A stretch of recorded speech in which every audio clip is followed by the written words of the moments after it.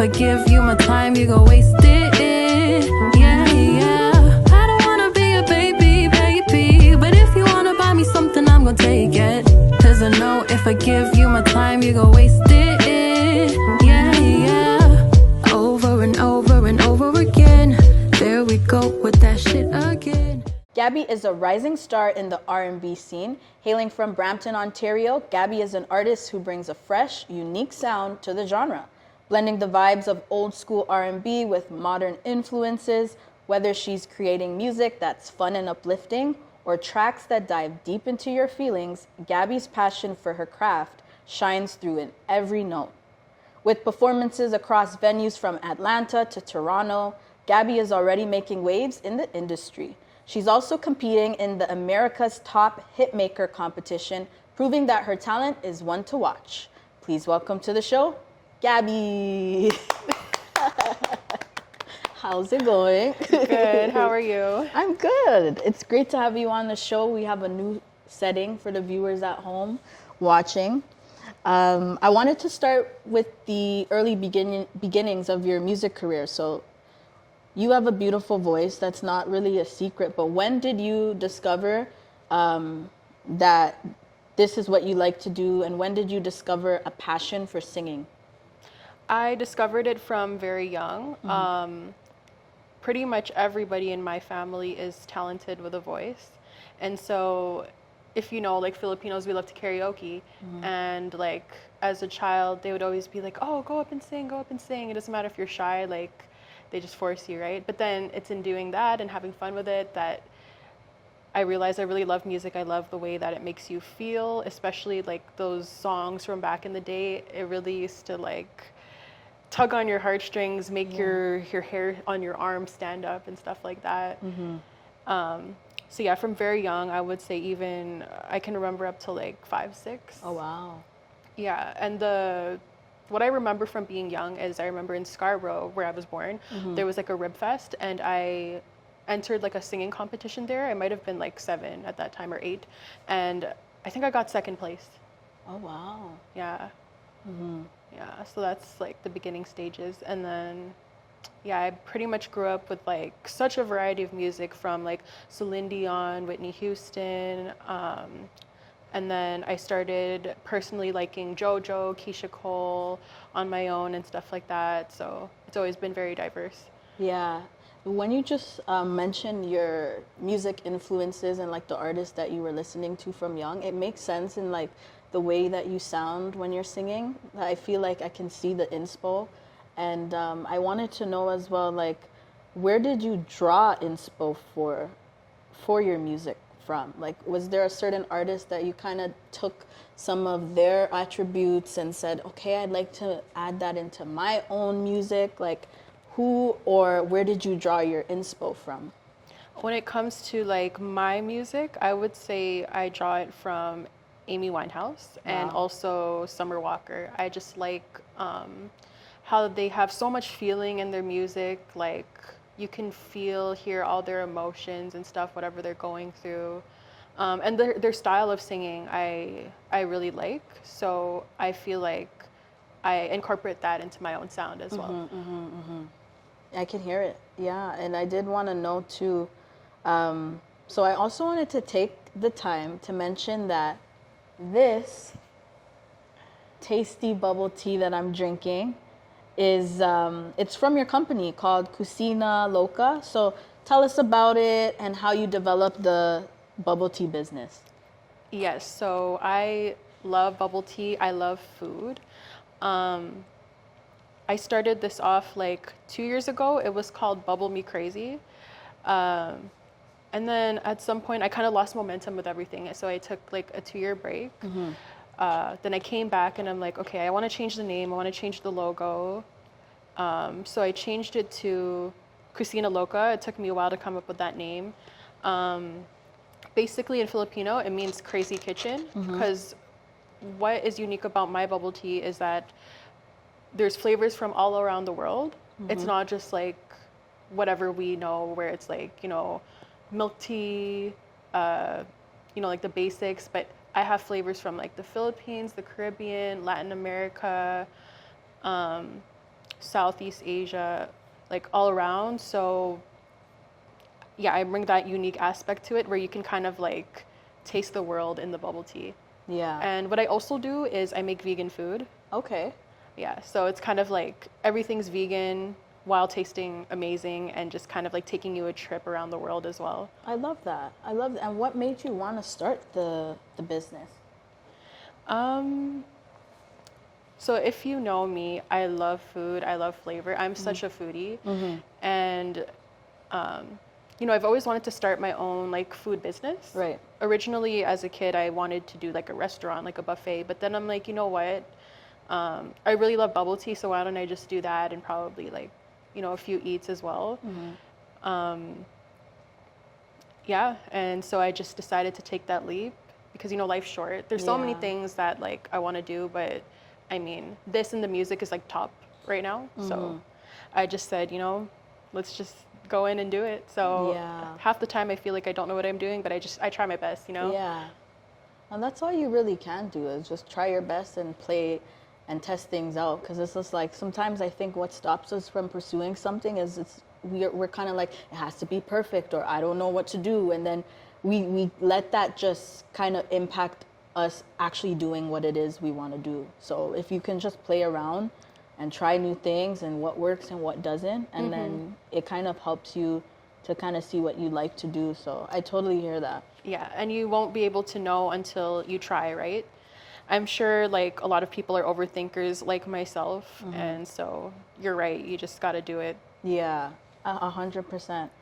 And so you recently performed in Atlanta at the Level Up concert. So what was that like? And did you notice a difference in the crowd's energy? Because sometimes I feel like people always say that Toronto's energy is different, like the audience or the crowd's energy is different than in the States. So did you notice that? And like, tell us about that whole trip in Atlanta. Yeah, honestly, I love the States. I loved Atlanta. I felt like everywhere I went, everyone was so friendly. Like people would just come up to you and be like, hey, how are you and stuff. Like I just felt like kind of at home there, like with the energy. And there's something about it. Just everybody's not afraid to be themselves. Everybody's just kind of like, they voice their opinion on whatever. You know, it's so easy to make friends so easily. So there's that. And yeah, their energy is great. Like when I went up, people were supportive. And like I said, I made friends right away. So they were like really supporting me. And yeah, I don't know if you've heard, sometimes they say like people in Toronto aren't that great at supporting each other. Yeah. We could do a lot better, I think. But I think it's just the overall culture in which here people kind of keep to themselves and they just kind of do their own thing. That's why nobody's really looking out for anybody. But over there, like if they really like your sound, they will support you, I find. So. Yeah. Well, they do talk about Toronto being like the screw face capital, and I hear a lot of artists, some that I've interviewed on the show, talk about how challenging it is to build a fan base in Toronto and even get their music out there. So I wanted to know, what are some of the challenges that you've experienced, or have you had the similar experience trying to push your music in the city? I would say it's a work in progress. Like, I only really have one song out right now. I'm working on some other ones where I'm just waiting on some things to be edited, mixed and mastered, or like a music video that I have coming up. But I'd say as until I start putting out like my music more consistently or more frequently, then I can probably gauge more because like I said, I don't have enough out to judge that yet. But from right now, it is a bit of a struggle. Like I do see people that do DM me that I don't know, that they just see me on their timeline or whatever. So that's great. That's good. Yeah, so it's kind of like a slow process. Yeah. Because of that, but I'd say it's okay. I don't know. Yeah, maybe when you have a catalog out and you're doing more, you might be able to see just how hard it is. Just how hard it is. Yeah. But you mentioned you having one single out right now, Fiend. Yeah. Tell us about the making of that song. You got my so weak. That's how it feels. No lie to tell you got me. I know.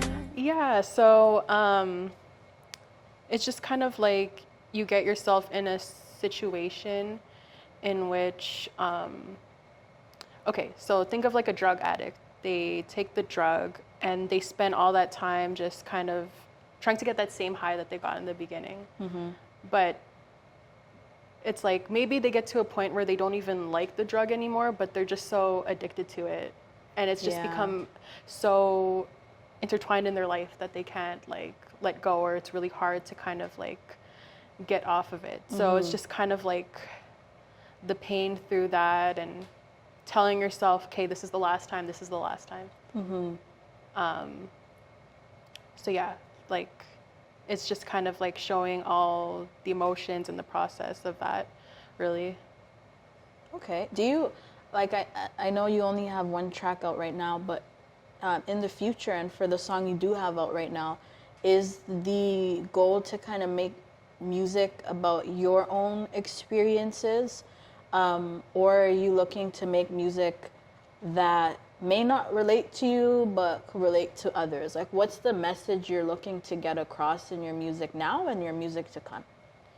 I think right now is kind of exploring my emotions, my thoughts and whatnot.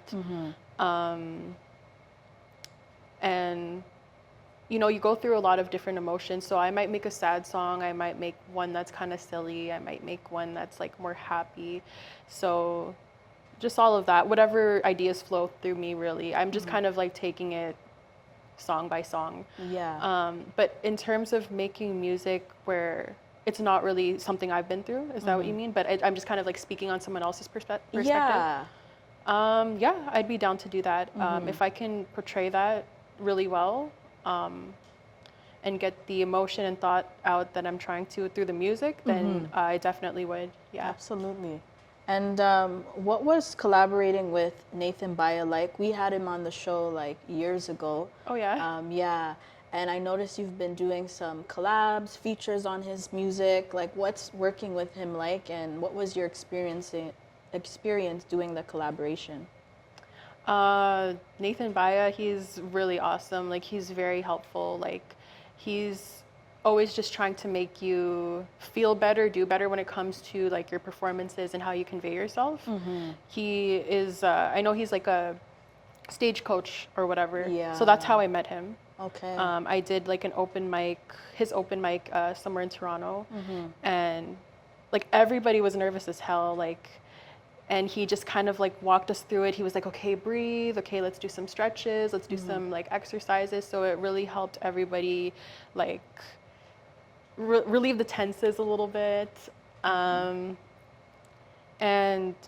yeah, like right before I went to Atlanta, actually, I hit him up and I was like, hey, like, I just want to drill like my performances with you, because obviously like I'm kind of new at performing. So I'm just like, I don't know how I'm supposed to be, this and that. And what he told me was the most important thing is just to feel the music and to have fun. Like everything else does not matter. Because once you can put that energy there, like everything else will just kind of like flow. It'll just happen.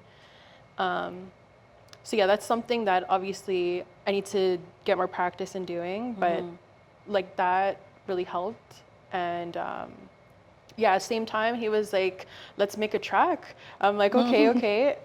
We did some song called Congo, which that's where he's from. And how it happened was I just heard like what he had so far, and I'm like, okay, let me just do random stuff and you guys pick what you like. And that's kind of how it came together. So I was just kind of humming and then like going along with the song, and then like when they put it together, I'm like, this is actually fire. Yeah, like, I heard some of that. Yeah. It was a really like catchy song. It makes you kind of want to dance.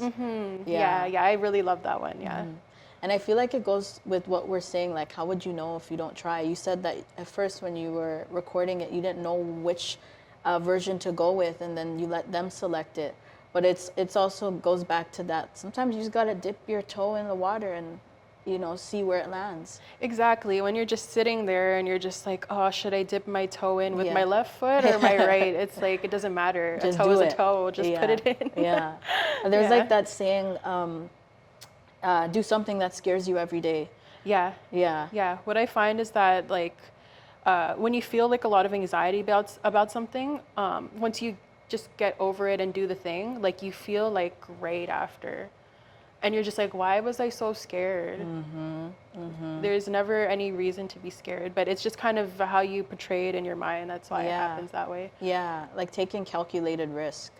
And you're right. There's this like feeling you get when you're done. It's so satisfying. Like, it's like,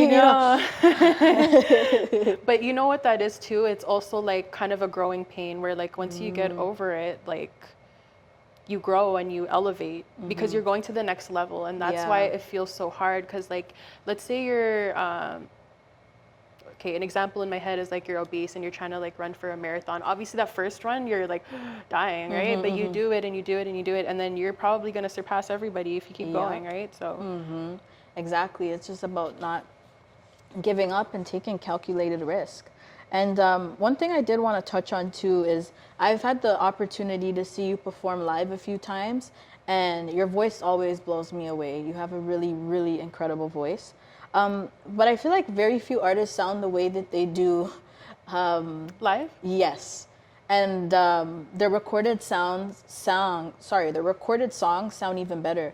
So what I was getting at is what do you think is stopping you from getting to the next level in your career as a singer? Because as I mentioned, you have a beautiful voice, and I feel like you deserve to be on a higher scale with a larger platform, with a larger audience, and you're not. And that's why I have this show to kind of bridge the gap. But tell me about what you think is that roadblock or thing that's challenging you from advancing in your career as a singer.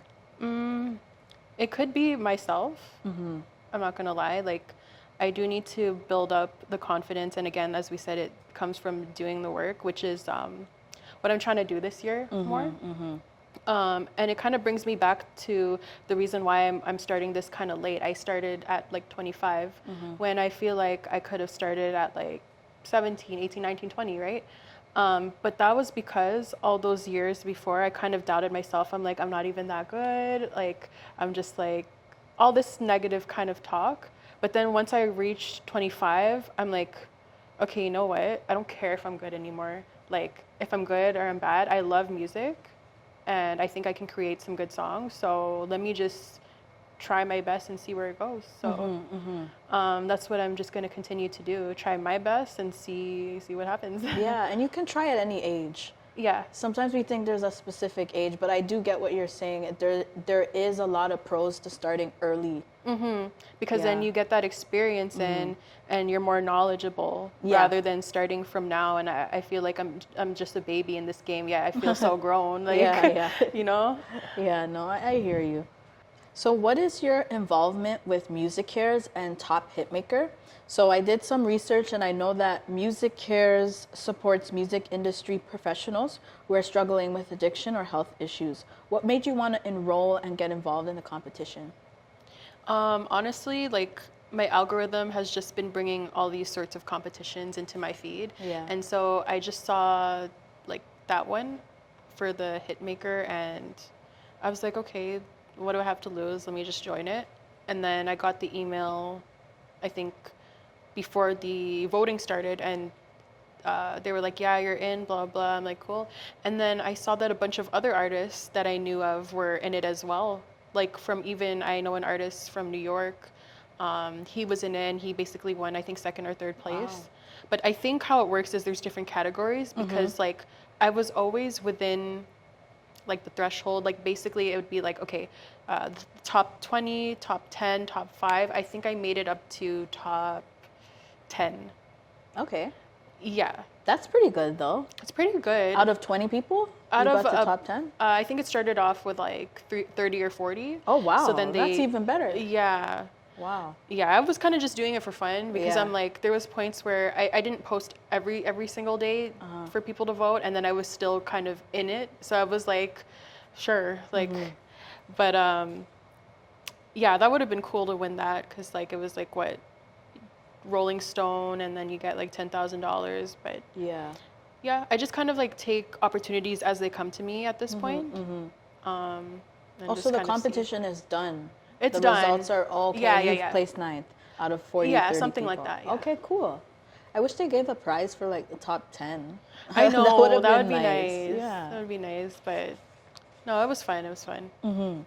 And we talked about your music, your bubble tea business, but what is next in store for you, or is there anything you have coming up in the future? Any projects people could look out for? Yeah, I would say just stay tuned because I'm gradually like building back my bubble tea thing. I'm starting off with like doing like a once a month drop. Okay. Something that's doable because like I am juggling a bunch of stuff, so I want something that I can kind of like slowly build up. So there's that. Eventually I want to open up my own shop, so stay tuned for that. And then as for my artistry stuff, yeah, I'm gonna try my best to release more music more frequently. I have a music video that I'm just waiting on a few finishing touches. Okay. That's coming out, and then literally another song that's has to be mixed and mastered. So I've showed snippets of the two. The one that the music video that I'm doing the music video with, it's called Don't Wanna Be Your Baby, which actually features TMG, my friend, the rapper. And what that's about is just being in a situationship where like you want to be with the person, but you don't at the same time, but you also know that if you really give them your heart and your time, they're just going to waste it. So you might as well just like milk the situation a little bit. That was just me kind of like being real about that, because usually I'm on like a lovey-dovey tip, but at that point I'm just like, there's no point in like giving your heart to people that are not going to return it the same way. And then I have the other song called Sweet. Basically it's just about a dream guy that I imagine, like if he was like my man, or if I seen him, then what I would be thinking in my head, sort of thing. And yeah, I feel like I was gonna say something else, but take your time. Yeah. Yeah, it's basically just about a dream guy, you know, just the type of man that you would imagine is ideal. Okay. Yeah. Like the picture perfect man. Picture perfect, like kind of respectful man that is like, you know, that you're attracted to. Oh yes, because this is what I was gonna say. So it finally came back. Basically, you know how sometimes guys, they kind of do the chasing, and then as girls sometimes we fall after the fact because we're like, oh, he's putting in so much effort, and then ends up they do you dirty, or they just switch, right? But I find, or I think it's better that if a girl sees you and she says, okay, that's the one, like, you know, she likes him first, it usually should work out better, because like she actually likes, because she pursued it first. Yeah, because then you know, like she actually genuinely liked you, not just because of the time you were spending together, or because of like the fronts they were putting up to get them to eventually like you, if that makes sense. No, that makes sense. And also too, like in today's generation, there's a lot of backlash on women that decide that, you know, if they know what they want and they go for it first, like the society's always made us feel like the guy has to reach out first, the guy has to do the chasing. But like, if you're a woman, you know what you want, it's okay to approach that man. Because I feel like sometimes they taught us like, no, you gotta wait for the guy all the time. And the thing is, like, the man can still pursue and they can still make the moves, but I think a woman can choose when they genuinely like the guy. Yeah. Like, and our women's senses is very strong. Talk about that. Instincts, intuition. Exactly. So you can tell, like, even if the guy was bad, at the end of the day, you would be like, oh, I knew all along. But, so I think it would go the same once you actually know, right? Yeah. Oh my God, I lose my train of thought sometimes, just okay. like... It's okay. Is there like any final thoughts, any thing you want to mention, share with the viewers? Yeah, actually, I had this like new idea in my head. Okay.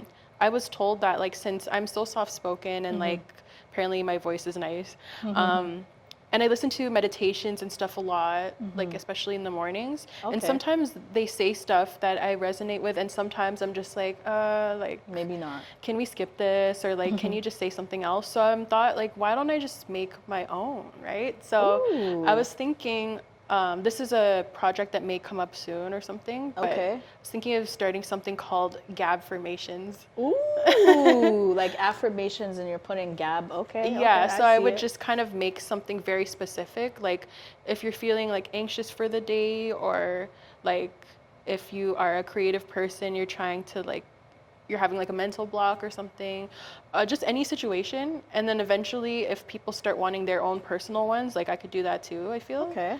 So yeah, those are just thoughts that I have, but that's probably something I want to start up soon. Yeah. All right. Well, send me those Gabformations when Let me you know. launch that. That would be really cool. And let everyone know where they can go to follow you, keep up with you, stream your music, all of that. Okay, so on Instagram, my Instagram is _GVSBBY. For my bubble tea, it's at Kusina Loka, KUSINALOKA. And my one single that's out right now, it's called Fiend. You can get that on any streaming platforms. My artist name is Gxbby. And yeah, I think that's all I got for now. I'm gonna still chew in the tapioca pearls from the bubble tea. Good. All right. That's right. So make sure to lock in with Gabby and keep up with her on all socials.